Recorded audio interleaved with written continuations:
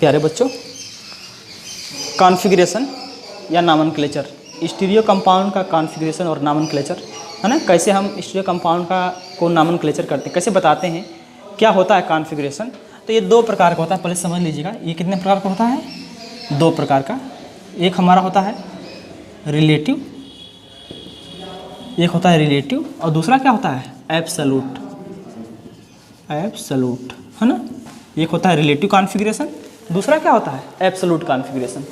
Relative configuration दो प्रकार का होता है, एक होता है डीएल और erythro and threo, erythro and threo, ठीक। डीएल और क्या? Erythro and threo. और ये केवल एक प्रकार का होता है जिसको हम क्या कहते हैं? आरएस, ठीक। तो रिलेटिव कॉन्फ़िगरेशन और एब्सोल्यूट कॉन्फ़िगरेशन। रिलेटिव कॉन्फ़िगरेशन वे होते हैं जिनका हम किसी से रिलेट करके बताते हैं, किसी स्टैंडर्ड कंपाउंड से उसका रिलेशन करके उसको बताते हैं कि हमारा क्या है। एब्सोल्यूट जो होता है, जैसा दिखता है कंपाउंड हमारा वैसा ही होता है, ठीक। तो आप लोग फर्स्ट हेडिंग डाल लीजिएगा, relative configuration. First heading relative configuration, first heading relative configuration. इसमें लिखिएगा the arrangement of atom or group, the arrangement of atom or group about a chiral center, about a chiral center is called chiral carbon, is called chiral carbon. When configuration determined by the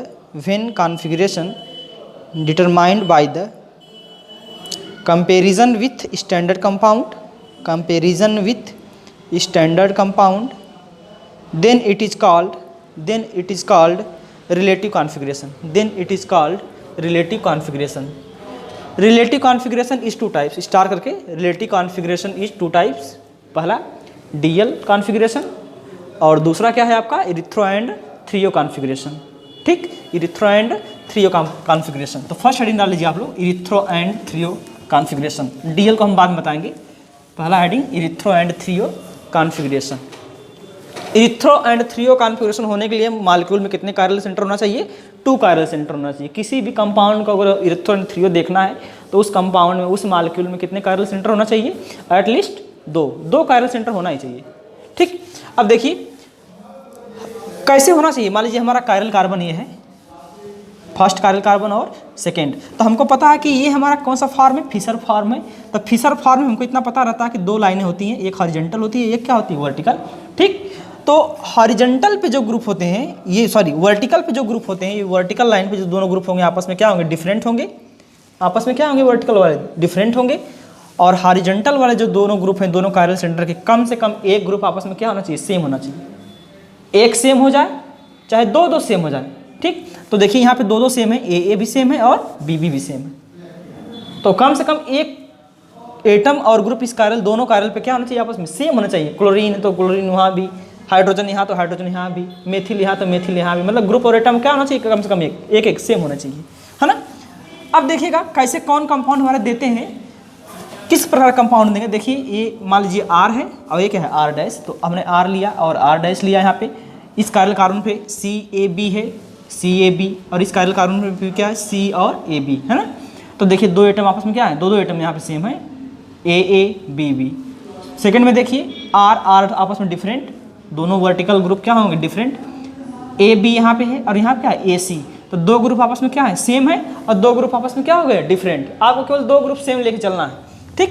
तो यहाँ 2 group आपस में क्या है? Same. तो ये भी देगा आपका, मतलब ये भी कम देगा इरिथ्रो एंड थ्रियो, और ये भी देगा। यहाँ भी देखिए R और R डैश, R और R डैश। यहाँ AB है, यहाँ BD है ना।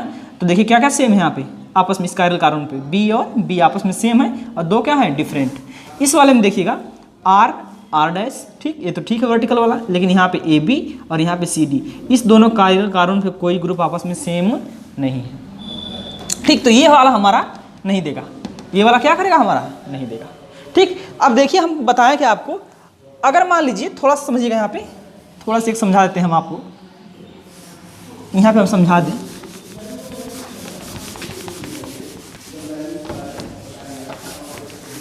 हमने बताया आपको दोनों वर्टिकल वाले ग्रुप आपस में क्या होना चाहिए?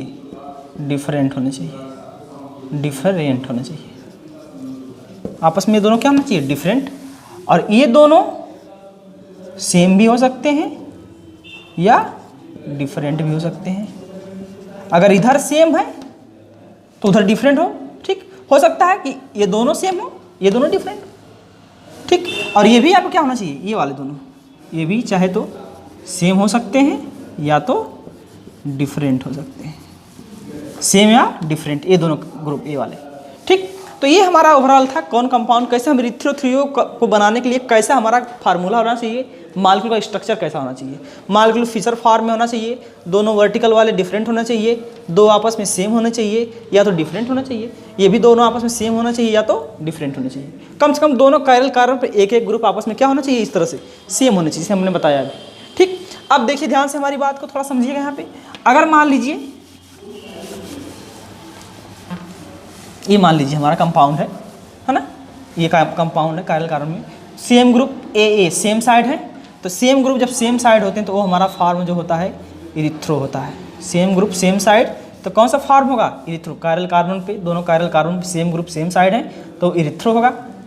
सेम ग्रुप क्या हो गए आपके, इस तरह से same group A opposite, B का अपोजिट, तो ये कौन सा फॉर्म होता है आपका, थ्रियो, ठीक। सेम ग्रुप कायरल कार्बन पे अगर सेम साइड होंगे तो कौन सा फॉर्म होगा, इरिथ्रो होगा।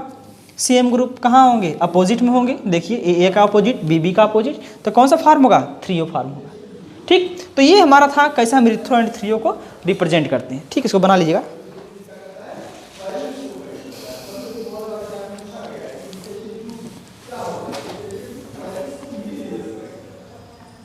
ठीक, अब देखिए ध्यान से, जैसे हम कोई कंपाउंड लें,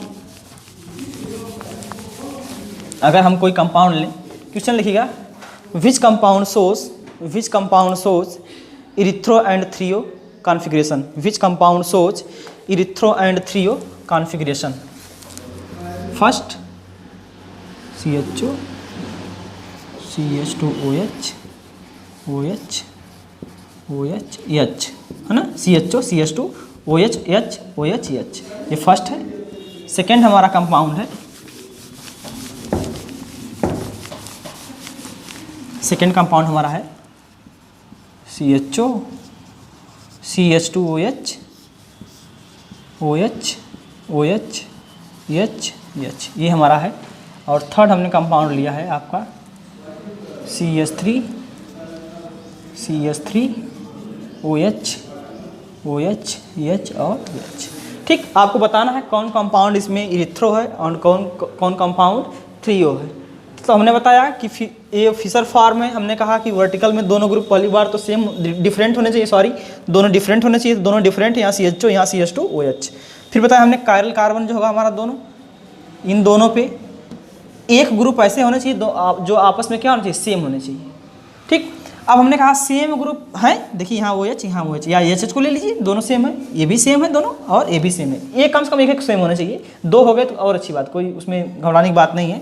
आपको एक को सेम मान के चलना है, जैसे मान लीजिए हमने OH को माना है, तो दोनों हमने बताया जब दोनों कायरल कार्बन पे सेम ग्रुप कहाँ हो जाए, डिफरेंट साइड, देखिए इधर OH और इधर OH, तो वो कौन सा फॉर्म होता है, थ्रियो फॉर्म। और थ्रियो का हम ऐसे दिखाते हैं, थ्रियो फॉर्म, ठीक।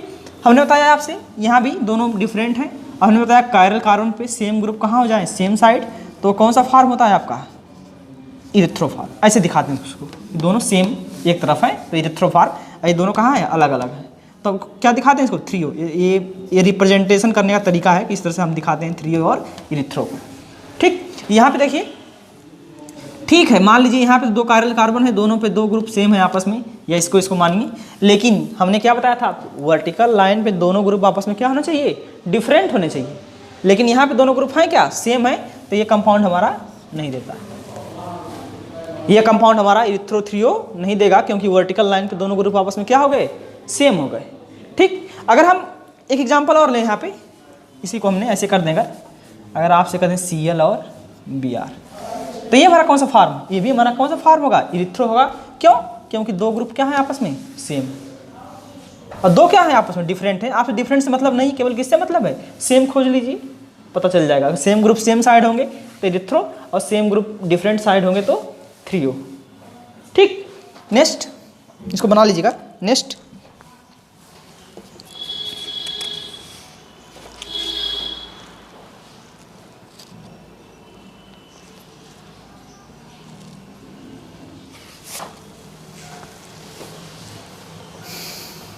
Next heading condition for erythro and threo.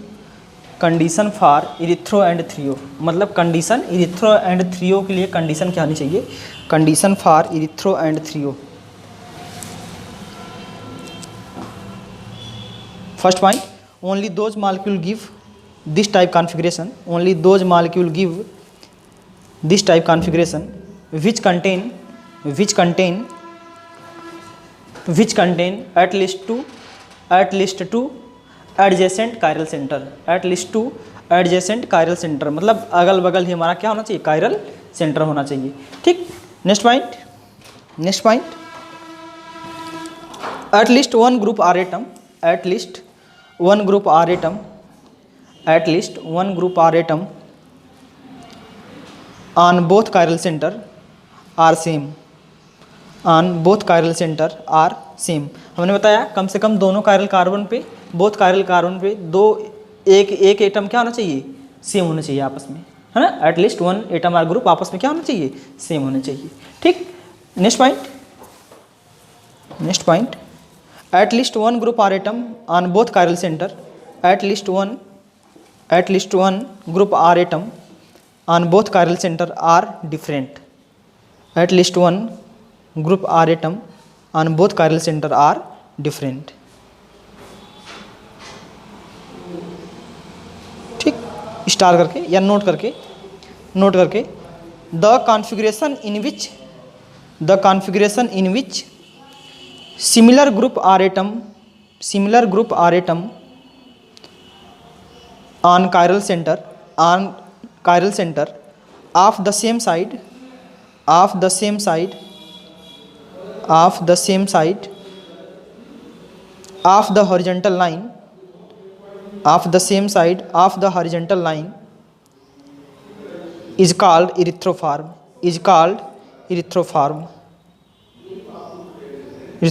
full stop। whereas similar group R atom at both chiral center of opposite side the horizontal line is called thrioform,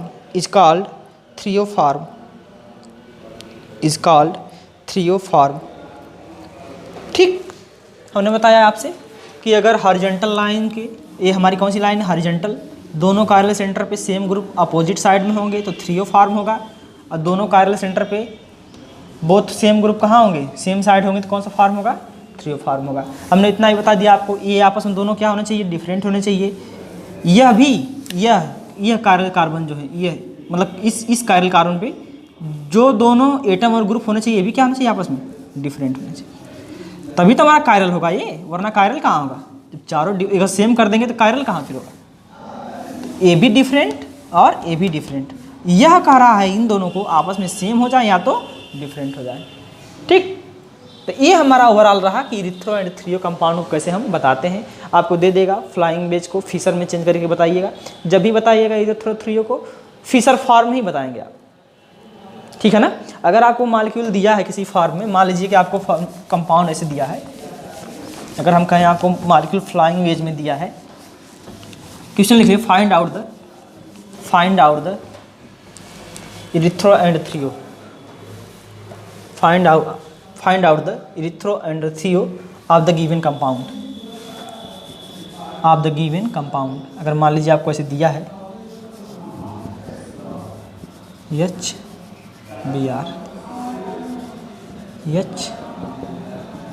HBr और यहाँ पे CH3 और यहाँ पे C2H5, ये front वाला मानिए, इसको रेयर मानिए, मतलब इसको फर्स्ट मानिए, इसको सेकंड मानिए। ठीक, तो हमने आपसे क्या बताया है, ये मान लीजिए हमारा फर्स्ट कार्बन है, सेकंड कार्बन, दो कायरल कार्बन है, तो हमने कहा कि जब भी हम जब भी फ्लाइंग वेज को फिशर में ले जाते हैं तो कैसे ले जाते हैं, दोनों प्लेन वाले, जो फ्लाइंग वेज का जो प्लेन होता है वह दोनों कहाँ जाते हैं, वर्टिकल में जाते हैं, और इसको ऐसे घुमा दीजिए, ऊपर वाला ऊपर C2H5 और नीचे वाला कहाँ चला जाएगा, नीचे।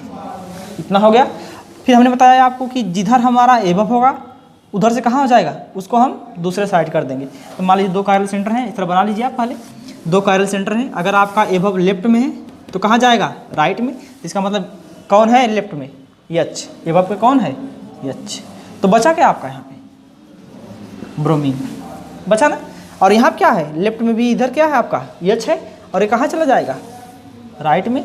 और इधर क्या बचा है आपका, ब्रोमीन। ठीक, या आप इसको ऐसे करना चाहते हैं, अगर थोड़ा सा इसको चेंज कर दीजिए, ऐसे आई कर दीजिए दोनों को, इसको भी आई कर दीजिए। तो देखिए 2 हमने बताया कि पहले सीधा कर लीजिए कंपाउंड को, खींच के ऊपर करेंगे तो C2H5 ऊपर और CH3 कहाँ चला नीचे। जो इधर एबव का होगा वो कहाँ चला जाएगा अपने से, लेफ्ट में होगा तो राइट में, यहाँ भी लेफ्ट में है तो राइट में। ठीक, तो इसको हम कैसे करेंगे, यहाँ पे H लेफ्ट में था तो कहाँ जाएगा, राइट में। यहाँ भी H कहाँ है, लेफ्ट में है तो कहाँ जाएगा, राइट में, है ना। अब देखिए सेम ग्रुप कहाँ है, सेम साइड, तो कौन सा फार्म हमारा है, इथ्रो फार्म। आप लोग कर लेंगे आराम से, ऐसे कंपाउंड को आप लोग कर लेंगे, क्योंकि मैंने दिया है, मैंने बताया है कन्वर्जन में कि कैसे हम फ्लाइंग वेज को फिशर में कन्वर्ट करते हैं। तो पहले फिशर में कन्वर्ट करिएगा, फिर उसको आप लोग बताइएगा कि कौन सा हमारा फार्म है। ठीक, next heading DL nomenclature. Next heading DL nomenclature. DL nomenclature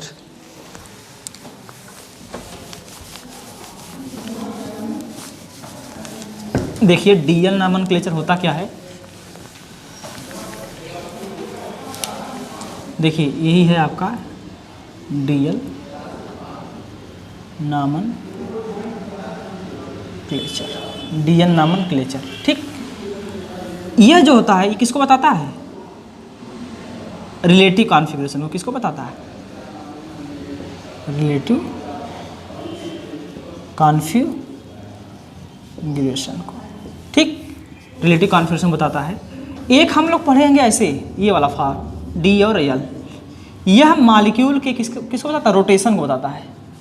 molecule के रोटेशन को बताता है या ऑप्टिकल एक्टिविटी को बताता है, ऑप्टिकल एक्टिविटी को बताता है। ठीक, ये डीएल हमारा रिलेटिव कॉन्फ़िगरेशन को बताता है, कैपिटल वाला। और स्मॉल डीएल क्या बताता है, रोटेशन को बताता है कि मॉलिक्यूल में अगर रोटेशन हमारा क्लॉकवाइज है तो डी है, और एंटी क्लॉकवाइज है तो एल है। ठीक है ना। तो डीएल यह हमारा रिलेटिव है, इसको हम किसी से कंपाउंड से, स्टैंडर्ड कंपाउंड को मान के उसी से हम बताते हैं कि कंपाउंड हमारा डी फार्म है कि एल फार्म है ना। जैसे मान लीजिए आपका एक एग्जांपल दिया हो, है ना, इसमें जो स्टैंडर्ड हम मानते हैं ग्लिसरल डिहाइड को मानते हैं। किसको मानते हैं, ग्लिसरल डिहाइड कंपाउंड, ये CHO CH2OH ये हमारा है। ठीक, और इसी का हम ले लें एक CHO CH2OH और क्या करें, इधर H और इधर OH। ठीक, तो इसको इन्होंने ये बताया था कि अगर कायरल कार्बन पे हमारे OH कहाँ हो, राइट साइड में होगा तो कौन सा फॉर्म होगा, D। इसका मतलब D के लिए हम प्लस भी लगा सकते हैं, D प्लस। ठीक, D फॉर्म होगा, कौन सा फॉर्म है, D फॉर्म है। और इन्होंने ये बताया था कि अगर ग्लिसरल डिहाइड में हमारा OH कहाँ हो, लेफ्ट साइड में होगा तो कौन सा फॉर्म होगा, L फॉर्म या माइनस L फॉर्म। ठीक, समझ रहे हैं ना। मतलब कायरल कार्बन हो, ग्लिसरल डिहाइड ने स्टैंडर्ड कंपाउंड माना। उन्होंने बताया कि अगर कायरल कार्बन से हमारा कायरल कार्बन पे OH group left right side में है तो कौन सा फॉर्म होगा, D form.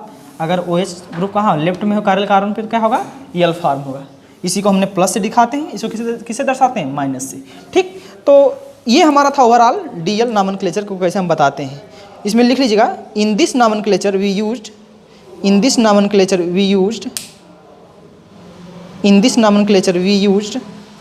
D glycerol dehyde and L glycerol dehyde, D glycerol dehyde and L glycerol dehyde, इसी को D glycerol dehyde and L glycerol dehyde। ठीक, नेक्स्ट स्टार करके if any chiral center contain OH group right hand side on the second last carbon center, then its configuration denoted by D form, then its configuration denoted by D, a D form, and whereas if the OH group on second last carbon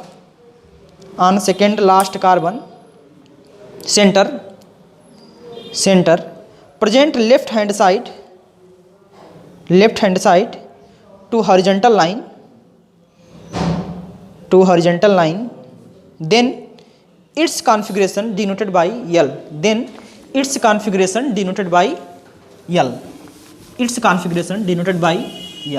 जैसे आप लोग पढ़े होंगे क्या, D glucose और L glucose.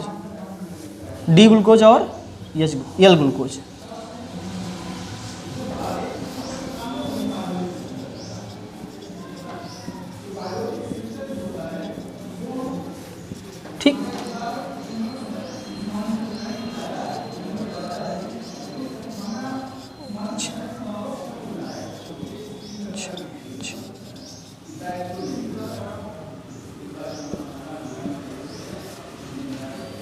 ठीक, ये कौन सा फार्म है आपका, डी फार्म, और ये कौन सा फार्म है आपका, ये डी फार्म है और ये एल फार्म है। हमने आपको बताया हमने ये एल फार्म है कि अगर सेकेंड लास्ट कार्बन, देखिए एक पहला कार्बन और नीचे से दूसरा कार्बन, पहला और दूसरा, अगर सेकेंड लास्ट कार्बन का OH राइट में होगा तो डी फार्म, अगर सेकेंड कायरल कार्बन का OH लेफ्ट में होगा तो एल फार्म। ये हमारा एल ग्लूकोज है, एल फार्म है, ये हमारा डी ग्लूकोज है, मतलब डी फार्म। ठीक, नेक्स्ट अगले वीडियो में। Thank you.